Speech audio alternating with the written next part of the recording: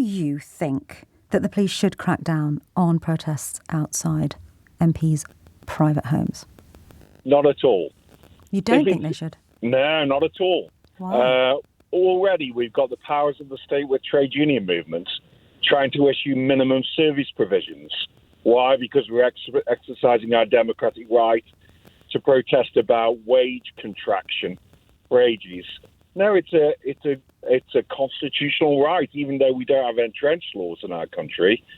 But in America, they have the First Amendment, and we should be allowed to exercise our amendment rights as well. I think it's interesting. You talk about democracy, but you're quite willing to accentuate the powers of the state beyond belief. I'm not willing to accentuate the powers of the state beyond belief. I'm not saying that you are. Well, let me correct that impression, Iain. I'm not suggesting for a second, as I'm sure at some point some Tory minister will, that the police are given extra powers to try and stop protesters outside people's homes. I think actually, as citizens, we also have a responsibility simply to exercise discrimination in the way in which we choose to exercise our rights.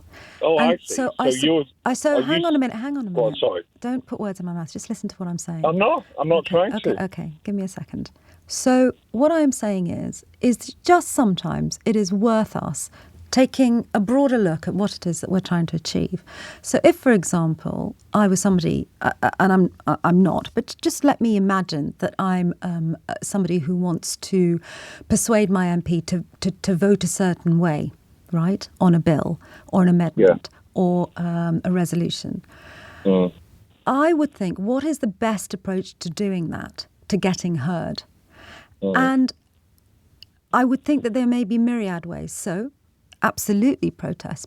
But presumably I would think to myself, in fact, I know I would think to myself, where would be the most appropriate place I could protest? Where is the place that I think they're most likely to see me and not feel as though I am intimidating them, but rather trying to show my strength of feeling? Would it be creating, I don't know, a petition? Would it be turning up to their surgery on a Friday and trying to have a robust debate with them? I think I would choose to go down all of those roads rather than choosing a path that I think might alienate them and therefore close them off from my point of view. Can I extend that logic, though? Yeah, we've had protest groups for justice for the Palestinians, hundreds of thousands of people outside Parliament using the correct formal methods as you describe. They've been ignored. So this is interesting. You just said the correct formal methods. You just said the correct formal methods, implying that standing outside someone's personal house, private home, is not a correct method. Well, they are different than me. I'm a teacher. They're an MP. They are designed to be held to account, wherever that may be. I don't think that's... But holding to account and trying to persuade someone to your perspective are two different things. And I say this from the perspective, for example, of a radio journalist, right? So if you listen to me regularly, I've done some pretty robust interviews with numbers. I don't think anyone can accuse me of not being robust in my interviewing techniques when I'm talking to either politicians or representatives of governments, right? Yes. So that is a moment at which I'm able to hold them to account. Protesting is slightly different because... Sorry, go on. So you're essentially trying to make yourself heard because you may be protesting the way in which that person is voting or their point of view. It's not the same as holding someone to account.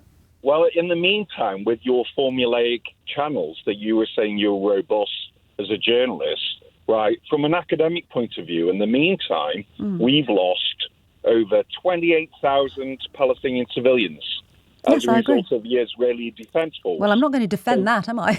Well, so much for our formulaic channels of democracy, eh?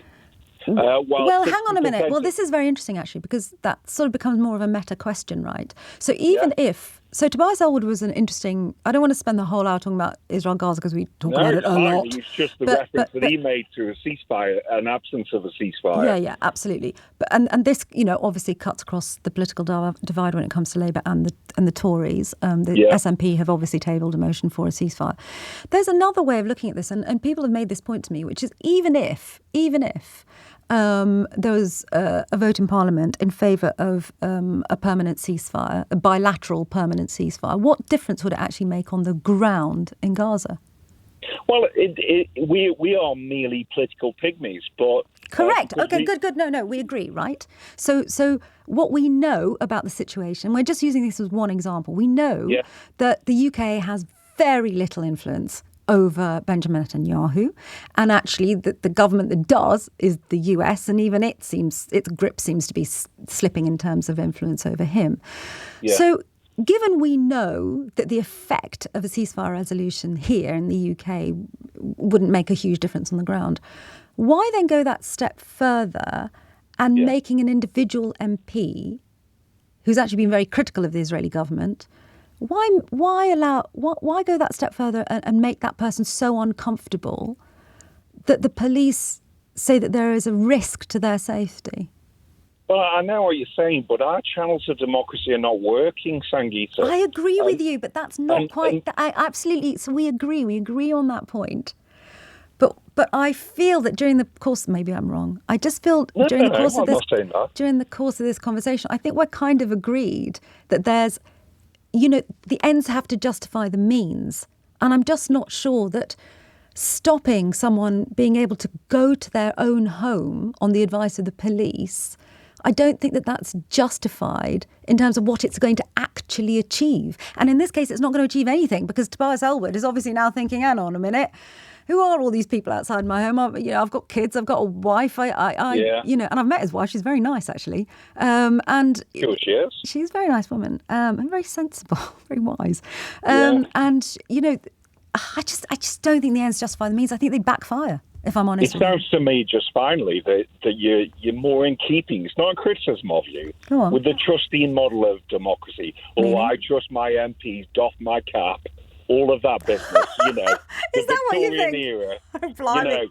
Iain, you're the first person to ever say that about me, but you're absolutely welcome to. Listen, Iain. I teach my kids about this, the delegate model, where you rigorously hold them to account and use all the channels of democracy available to you. Well, I'm not suggesting for 1 second you don't use the channels of democracy available to you. In fact, I went to great lengths to describe those very channels. You just think that you should go a bit further. Iain in Burton-upon-Trent, thank you very much indeed. Kevin in Leigh-on-Sea in Essex, hello. Hello there, Sangita. How are you? All right, how are you? I knew this was going to be an interesting hour, probably quite spicy. Where do you stand on it?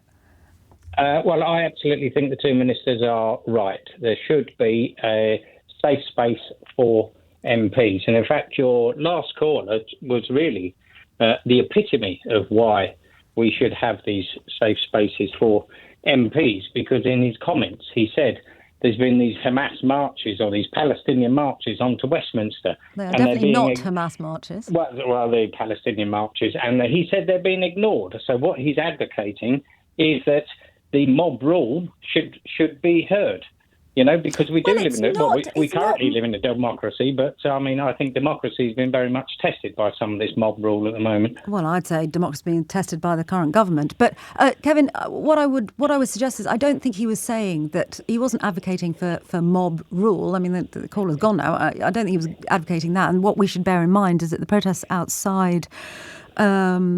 I don't know if you heard Shabnam Chowdhury, she did this rather brilliant, I think, explanation of how limited police powers are. And what she was saying is, look, if a protest is legal, a protest is legal. There's nothing the police can do about it, which is right, absolutely.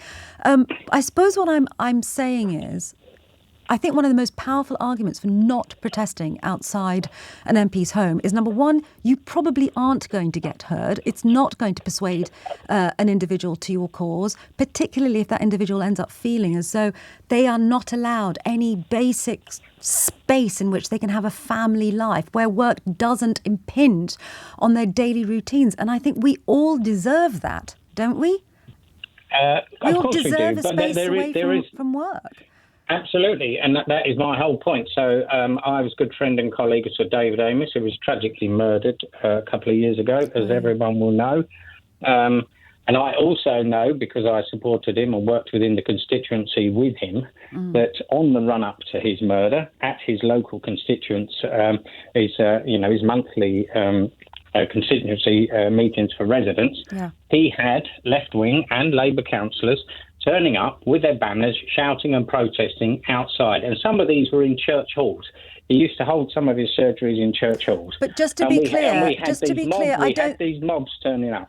OK, Kevin and Leon C in Essex, thank you very much indeed. Just to be clear, I don't think that there's any suggestion that the people that turned up to those meetings were responsible for David Amess's death. And we have to be very careful again, and I'm going to say this again, the people that are peacefully protesting or turning up as they are allowed to do, which is to town hall or church hall meetings, are not thugs. However much people try and paint them as such, they are not. So let's try and keep this conversation sensible, shall we?